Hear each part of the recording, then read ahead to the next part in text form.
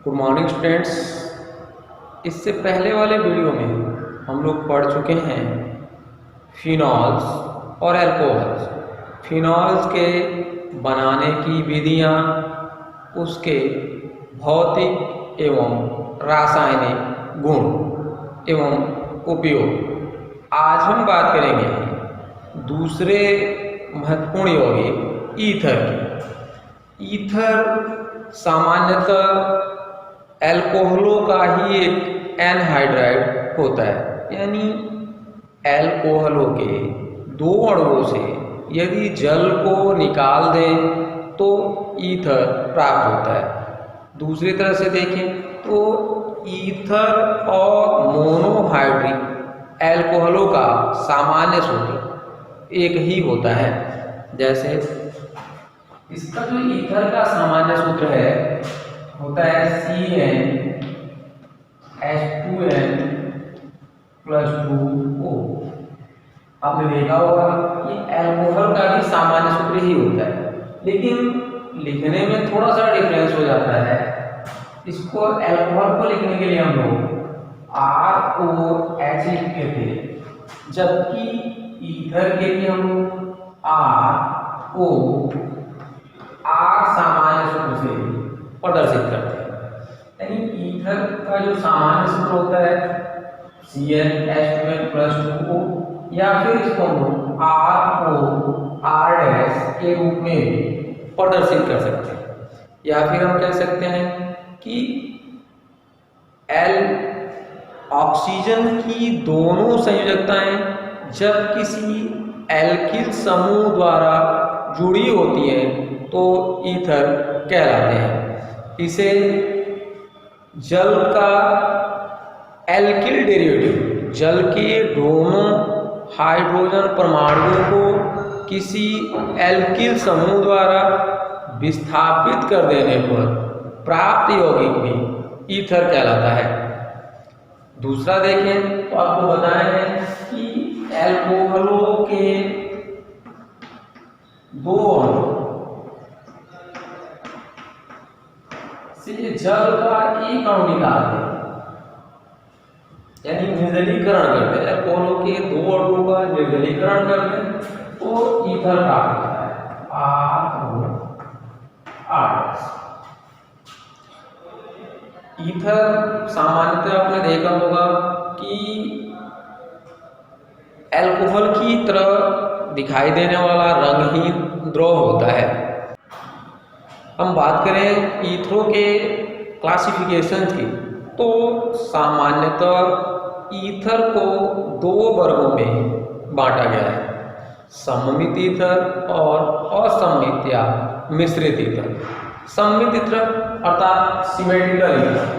Symmetrical ether वे ether जिसमें oxygen की दोनों तरफ, क्या कहते हैं, ऑक्सीजन की दोनों तरफ जुड़े हुए एल्किल समूह समान या बराबर होते हैं, तो इस प्रकार के ईथर को हम लोग सिमेट्रिकल ईथर या सममित ईथर कहते हैं। यानी नंबर ऑफ कार्बन ऑक्सीजन के दोनों तरफ क्या होना चाहिए, बराबर होना चाहिए। जैसे CH3 CH3, देखें इधर भी एक कार्बन है, इधर भी एक कार्बन, तीन हाइड्रोजन।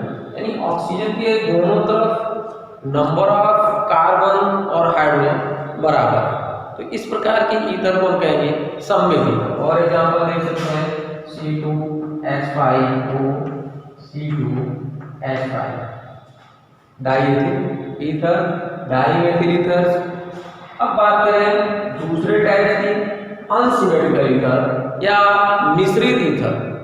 अनसिमेट्रिकल ईथर में ऑक्सीजन की दोनों तरफ एल्किल समूहों की संख्या भिन्न भिन्न होती है, अर्थात दोनों तरफ नंबर ऑफ कार्बन जो होते हैं कम या अधिक हो सकते हैं। जैसे CH3O C2H5, इधर क्या है, एक कार्बन है, इधर दो कार्बन है, तो ये क्या हो गया, एक अनसिमेट्रिकल ईथर हो गया या असममित ईथर हो गया। दूसरा example C2H5O C3H7। Ethyl methyl methyl ethyl ether, ethyl propyl ether, ये विभिन्न प्रकार के ईथर। अब हम बात करें ईथरों के नामकरण।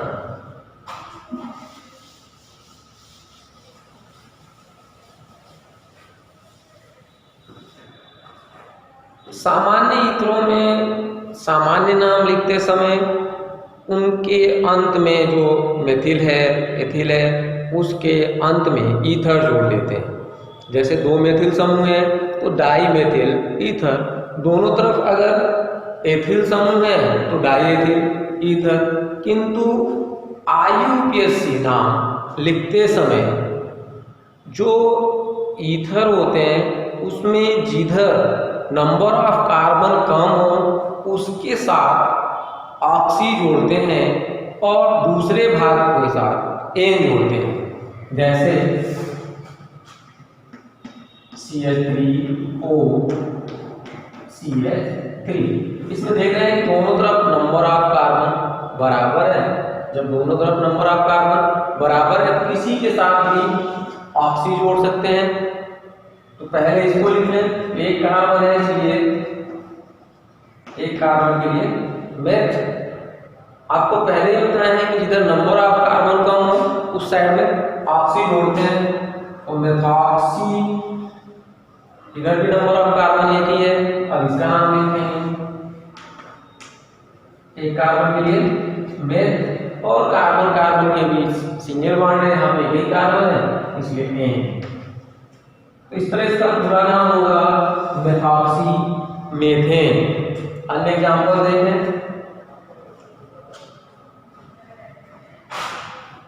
C2H5O C2H5, यहाँ भी नंबर ऑफ कार्बन दोनों तरफ बराबर है, सम्मिलित ईथर है।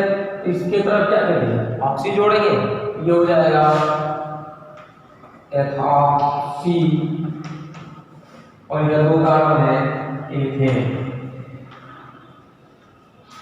विशेष बात ये ध्यान रखनी है कि जब दोनों तरफ नंबर ऑफ कार्बन कम या ज्यादा हो, एक तरफ नंबर ऑफ कार्बन कम हो और एक तरफ ऑक्सीजन के नंबर ऑफ कार्बन अधिक हो, उस परिस्थिति में हमेशा कम कार्बन की संख्या वाले एल्किल समूह के साथ ऑक्सी जोड़ते हैं।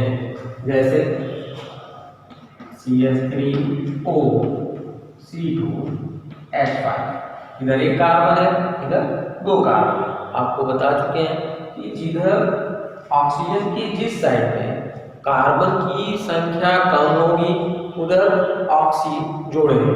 तो इधर जोड़ेंगे, इसका नाम क्या हो जाएगा, एक कार्बन है तो मेथ, उसके साथ क्या जोड़ देंगे, ऑक्सी, और इसके साथ इसका नाम लिखने के लिए दो कार्बन है, क्या लिखते हैं, एथ, और सिंगल बॉन्ड है एन, यानी मेथॉक्सी एथेन। दूसरा एग्जांपल देखिए, C2H5O C3H,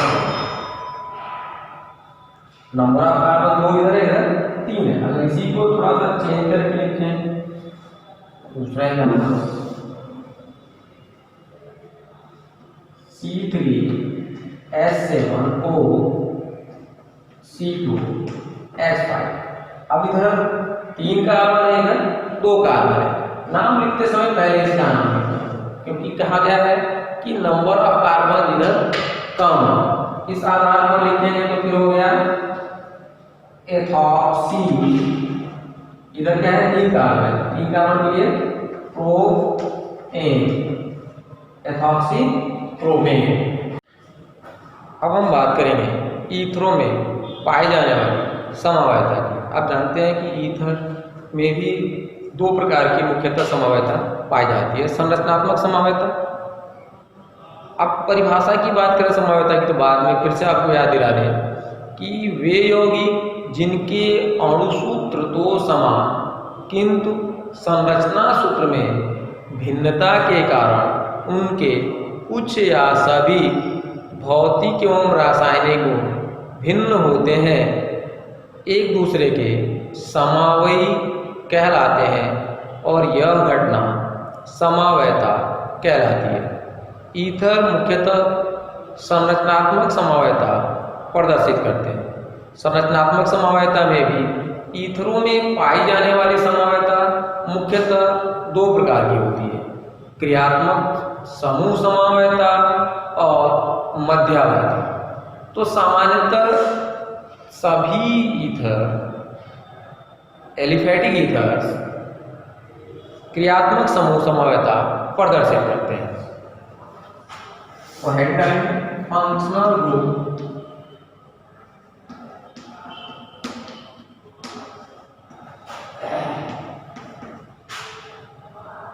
आइसोमेरिज्म।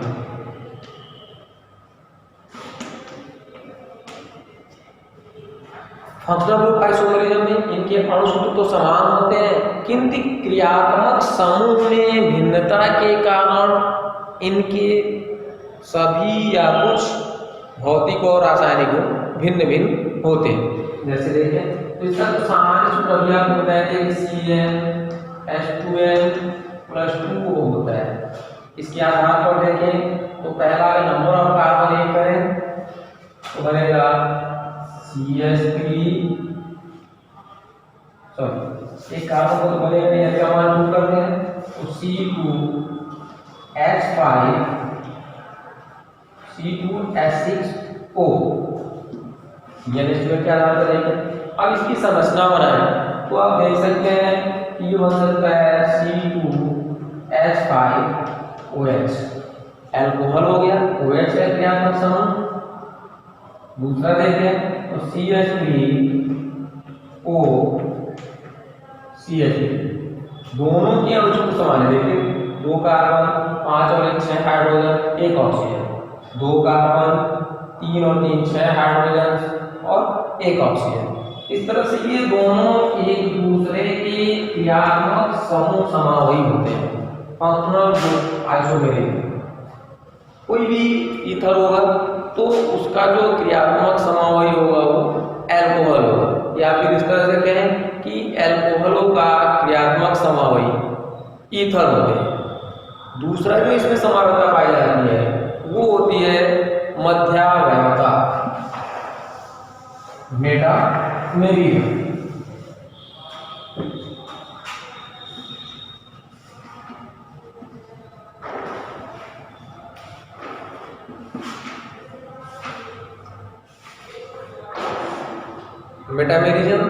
मेटामेरिज्म में जो एल्किल समूह होते हैं ऑक्सीजन के दोनों साइड बराबर हैं या फिर भिन्न भिन्न, तो जब उनकी दोनों साइड में एल्किल समूहों में भिन्नता पाई जाती है, अर्थात